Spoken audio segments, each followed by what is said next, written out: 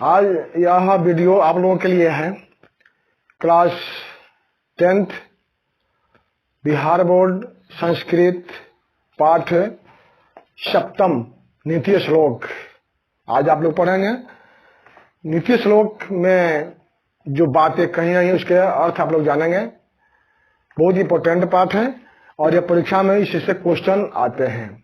बहुत इंपॉर्टेंट है, इसमें बहुत से क्वेश्चन बन जाते हैं, ऑब्जेक्टिव टाइप के क्वेश्चन आते हैं, इसलिए मैंने इसको बनाया है आप लोगों के लिए। आप लोग इसको गौर से देखेंगे। तो इस पाठ को पढ़ाने के पहले कुछ प्रसंग हैं, इसका परिचय जिस पर यह पाठ आधारित है उसको आप पहले सुन लीजिए, उसके बाद हम आगे बढ़ते हैं। यह बात है महाभारत की।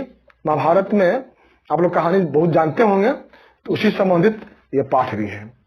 क्या होता है कि जब पांचों पांडव वन में चले जाते हैं और कौरवों से तो झगड़ा चल रहा था, वन में जाने के बाद से बहुत प्रयास किया जाता है कि कौरव पांडव एक साथ रहें, लेकिन ऐसा नहीं हो पाता है। पांडवों से युद्ध करने के लिए कौरव पक्ष तैयार है, युद्ध समीप आ गया है, युद्ध होने ही वाला है। कौरवों के मालिक पिता कौन थे? धृतराष्ट्र थे, आप लोग जानते होंगे। धृतराष्ट्र को बहुत चिंता हो जाती है कि युद्ध जब होगा तो बहुत विनाश होगा, हमारे खानदान का नाश हो जाएगा। बहुत चिंतित हो जाते हैं, बहुत व्यग्र हो जाते हैं। उस वक्त में विदुर को बुलाते हैं। विदुर बहुत बड़े महात्मा थे, संत ज्ञानी थे। विदुर को बुलाते हैं और विदुर से अपने मन की शांति के लिए कुछ प्रश्न करते हैं, जिसका उत्तर विदुर उनको देते हैं। तो जो उत्तर देते हैं वही यहाँ पर श्लोक में लिख दिए गए हैं, वही उत्तर लिख दिए गए हैं। तो यही आपका पाठ होगा। यह ज्ञान है आप लोगों के लिए, इसे तो पढ़ना है, आप लोगों को पास करना है, नंबर पाना है। लेकिन जो बातें कही गई हैं वो मनुष्य के जीवन के लिए है, हर व्यक्ति के लिए यह ज्ञान है। ज्ञान इससे मिलता है, जीवन में कैसे रहना चाहिए, ये सब नीतियां इससे मिलती हैं। तो यह जो पाठ है महाभारत से लिया गया है। और महाभारत से कहां से लिया गया है? तो उद्योग पर्व से लिया गया है। याद रखिएगा, यह पाठ महाभारत के उद्योग पर्व एक अध्याय होता है, उससे यह पाठ लिया गया है। तो और यह विदुर नीति से लिया गया है। विदुर नीति एक ग्रंथ है जो विदुर ने लिखा है, उससे यह पाठ लिया गया है। महाभारत में विदुर नीति है, वहां से यह पाठ लिया गया है। यह बहुत प्रसिद्ध ज्ञान का ग्रंथ है विदुर नीति। तो आइए हम चलते हैं प्रथम श्लोक में। विदुर जी क्या कहते हैं धृतराष्ट्र से? कहते हैं कि यस्य कृत्यं न विघ्नन्ति शीतमुष्णं भयं रति समृद्धि असमृद्धि वा स्वै पंडित उच्यते। विदुर कहते हैं कि जिसके कार्य को, जैसे कृत्य माने कार्य, जिसके कार्य को शीत माने ठंडी, उष्ण माने गर्मी, भय माने डर, रति माने प्रेम, समृद्धि माने संपन्नता, असमृद्धि माने गरीबी दरिद्रता। ये सारी जो बाधाएं हैं, ये जो मैंने बोल दिए हैं, ये सारी क्या है? बाधाएं हैं, जिसके कार्य को नहीं रोकती हैं, बाधा नहीं पहुंचाती हैं, उस व्यक्ति को पंडित कहा जाता है, विद्वान कहा जाता है। फिर एक बार सुन लीजिए, हम उस व्यक्ति को विद्वान कहेंगे, पंडित कहेंगे, जिसके कार्य को ठंडी, गर्मी, भय, प्रेम, संपन्नता और गरीबी बाधा नहीं पहुंचाते हैं। अपना कार्य करता रहता है वो व्यक्ति और काम करते हुए महान पद को प्राप्त करता है, उसे ही पंडित और चालाक कहा जाता है। प्रथम श्लोक हो गया। अब हम चलते हैं द्वितीय श्लोक में चलते हैं। इसमें भी पंडित के बारे में कहा गया है कि तत्वज्ञः सर्वभूतानां योगज्ञः सर्वकर्मणां उपायज्ञो मनुष्याणां स नरः पंडित उच्यते। तत्वज्ञः सर्वभूतानां, भूत माने जीव, सभी जीवों के तत्व को जानता है, यानी सभी जीवों के साथ जो हम व्यवहार करते हैं, जो हम अच्छा व्यवहार सदव्यवहार जो करते हैं, कैसे करना चाहिए, इन सब बातों को जो जानता है, उसके तत्व को जो जानता है और सभी कर्मों के तरीके को जानता है, योग को, सभी कर्मों के योग माने तरीके को जानता है और मनुष्यों के साथ किए जाने वाले व्यवहार को जानता है, कहाँ पर कैसा व्यवहार हमको प्रयोग करना चाहिए, कैसे हमको रहना चाहिए, इन सारी बातों को जो जानता है उसे पंडित कहा जाता है। वो भी चालाक व्यक्ति होता है, कहाँ पर कैसे हमको रहना चाहिए। ठीक है, अब चलते हैं तृतीय श्लोक में। विदुर जी कहते हैं अनाहुता प्रविशति अपृष्टो बहुभाषते अविश्वस्ते विश्वसिति मूढ़चेता नराधमा। विदुर जी कहते हैं अनाहुता प्रविशति, वह व्यक्ति जो बिना बुलाए कहीं जाता है, अनाहुता बिना बुलाए, प्रविशति जाता है, प्रवेश करता है, जाता है, यानी जो व्यक्ति बिना बुलाए कहीं जाता है, अपृष्टो बहुभाषते, बिना कुछ पूछे बहुत ज्यादा बोलता है, और अविश्वसिति, जो विश्वास करने लायक व्यक्ति नहीं है उस पर विश्वास करता है, वह व्यक्ति मूढ़ यानी मूर्ख है और अधम नीच व्यक्ति होता है। वैसा व्यक्ति जो कहीं बिना बुलाया जाता, बिना कुछ पूछे ज्यादा बोलता है, विश्वासी व्यक्ति पर विश्वास नहीं, जो अविश्वासी है उस पर विश्वास करता है, उसको हम मनुष्यों में नीच कहेंगे, उसको हम अधम व्यक्ति कहेंगे। आगे चलते हैं, हम चौथे श्लोक में चलते हैं। एको धर्म परम श्रेय क्षमयिका शांतिरुत्तमा विद्ययिका परमातृप्ति अहिंसयिका सुखावहा। यहाँ पर कवि कहता है कि एक ही धर्म है मनुष्य के लिए, क्या? परम श्रेय, दूसरों का कल्याण करना। मनुष्य के लिए एक ही धर्म होता है, दूसरों का कल्याण करना। और एक ही उत्तम शांति होती है, वो क्या? तो क्षमा, क्षमाशीलता, यानी किसी बातों को सहने की शक्ति होना। यह क्या है? यदि हम ऐसा करते हैं तो हमको शांति मिलती है। हर बात में यदि झगड़ा करना शुरू कर दें तो शांति नहीं मिलती है। तो एक ही उत्तम शांति क्या होती है? क्षमाशील होना। और विद्या का परमा तृप्ति, सबसे परम तृप्ति क्या है? तो विद्या है। विद्या आप ग्रहण कर लेते हैं तो आपको संतुष्टि मिलती है। ठीक है। और अहिंसा का सुखावह, और एक अहिंसा का पालन करना सुखों को देने वाली होती है। यानी यदि अहिंसा का पालन करते हैं तो उससे हमको सुख मिलता है। आगे चलते हैं 5वें श्लोक में।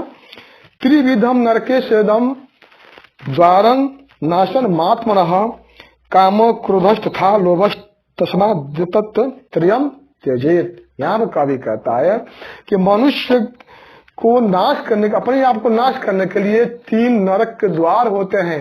मनुष्य को अपने आप नाश करने के लिए नरक के 3 द्वार होते हैं। कौन कौन होते हैं?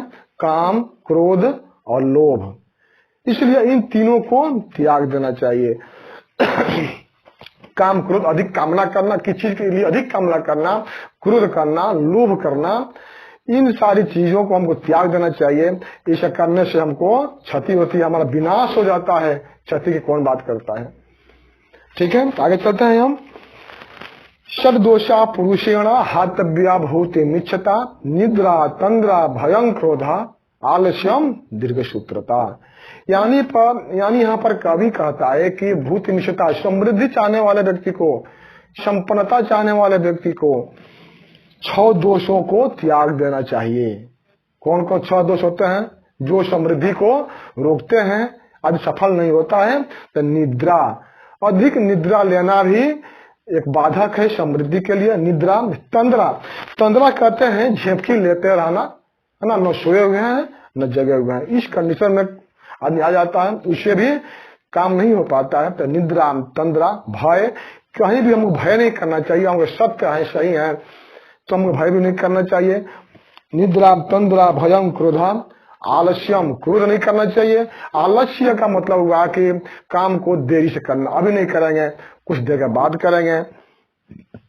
आलस्य भी मनुष्य के लिए शत्रु है। और दीर्घ सूत्रता यानी बहुत समय के बाद करना, लंबे समय के बाद कोई काम को करना।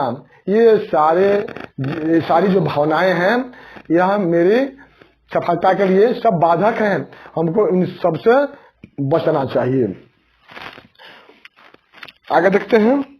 सत्य न रक्षते धर्मो विद्या योगे न रक्ष्यते मृजया रक्षते रूपम कुलम वृत्तेन रक्षते। यहाँ पर कवि कहता है कि सत्य से धर्म की रक्षा होती है। अगर धर्म हमको करना है तो हमको सत्य बोलना पड़ेगा, सत्य काम करना पड़ेगा, सत्य सोचना पड़ेगा, तब जाकर धर्म होता है।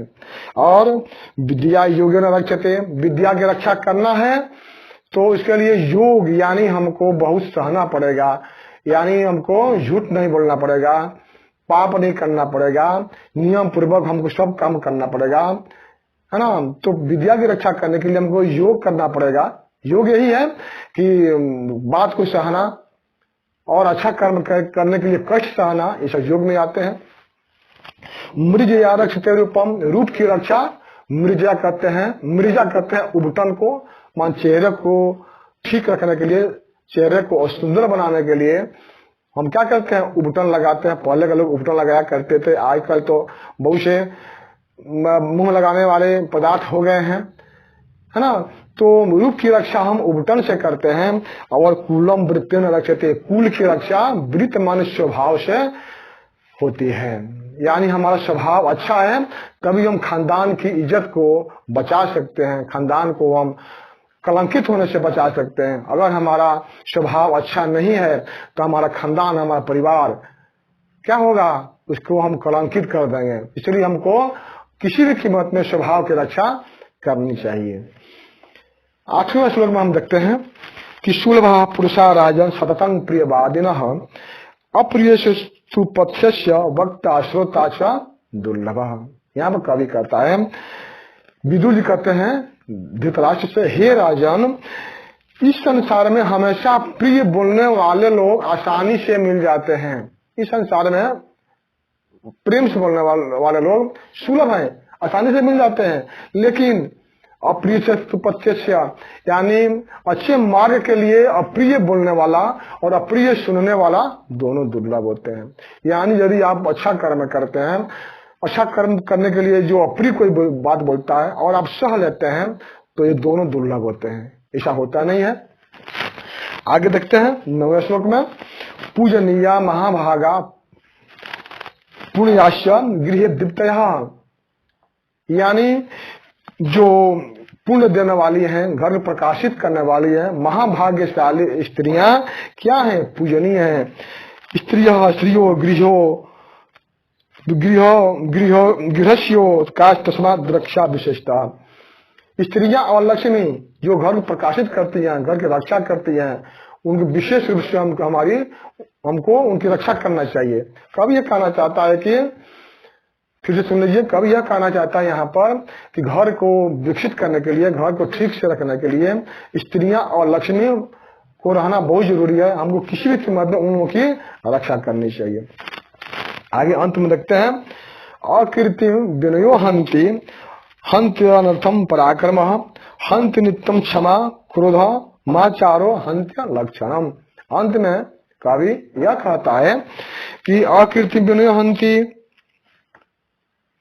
विनम्रता जो होती है वह अकीर्ति का नाश करती है। यानी आपके पास यदि विनम्रता है, सरलता है, तो आपकी निंदा नहीं होगी। आपकी अकीर्ति यानी निंदा नहीं होगी। और पराक्रम आपके पास है, साहस है, शक्ति है, तो अनर्थ नहीं होगा, खराब काम नहीं होगा। और हंत नित्यम क्षमा क्रोधम, और क्षमा आपके पास है तो क्रोध का नाश हो जाता है, यानी क्षमा क्रोध का नाश करती है। और आचार हंत लक्षणम, और आपका आचरण आपका आचरण, आपका कैरेक्टर सही है तो आपके मन में जो अमंगल भावनाएं हैं, जो बुरी भावनाएं हैं, वह समाप्त हो जाती हैं। यदि आपका कैरेक्टर सही है तो मन में आई हुई बुरी भावनाएं समाप्त हो जाती हैं। तो ये श्लोक हुए, इन सबके अर्थ मैंने बता दिए। इसमें से क्वेश्चन आते हैं और इसके क्वेश्चन भी मैं आप लोगों को बताऊंगा, वीडियो बनाऊंगा, क्वेश्चन एक नंबर का जो आते हैं इसमें से परीक्षा में, उसका क्वेश्चन का मैं वीडियो अलग से बनाऊंगा, आप लोग इसको देख लीजिएगा। यह अर्थ है, मैंने बता दिया, आप लोग इसको बार बार सुनेंगे तो सब कुछ आपको याद हो जाएगा, परीक्षा में आप अच्छा नंबर पाएंगे। तो हमारा वीडियो यहीं पर समाप्त होता है। अगर वीडियो आपको अच्छा लग रहा है तो अपने जरूर दोस्तों को शेयर कीजिएगा, और कोई भी समस्या होगी तो कमेंट में जरूर लिखिएगा, मैं समस्या की समाधान करने के लिए प्रयास करूंगा। धन्यवाद।